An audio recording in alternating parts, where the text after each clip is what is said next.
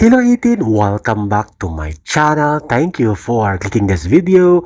Update tayo sa ating SB19, The Kings of P-Pop. Kaliwat kanan ang balita, ang ating nakikita at nababasa sa mga social media, lalo na sa Facebook. Dahil ang SB19 may panibago. May panibagong karera sa mundo ng Hollywood.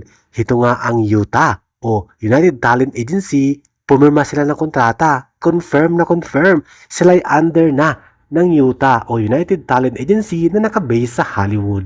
Ibig sabihin ba ay may access at mag-perform ang SB19 sa mga ilang show sa Hollywood? May chance ba sila o opportunity na mag-perform, mag-guest, interview sa mga ilang TV show sa Amerika?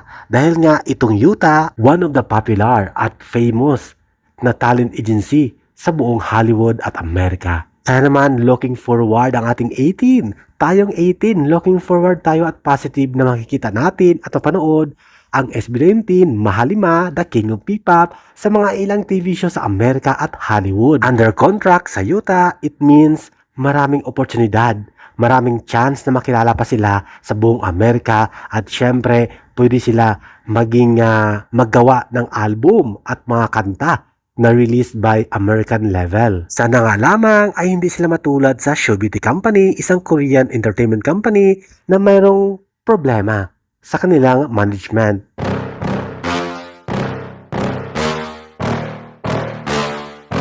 Yeah. Please tell me that I can't, that I won't, that I fail, that I'll never make it out, yeah. Please tell me all the bad, never good, fill my head full of every single doubt, yeah. Please say any negative thoughts, I pop off when I hear people say I cannot. I get off to the thought of proving it. Thank you for watching, guys. See you in the next video and update. Please like and subscribe to my channel. Keep watching. God bless everyone, and always remember, be yourself and be a good one.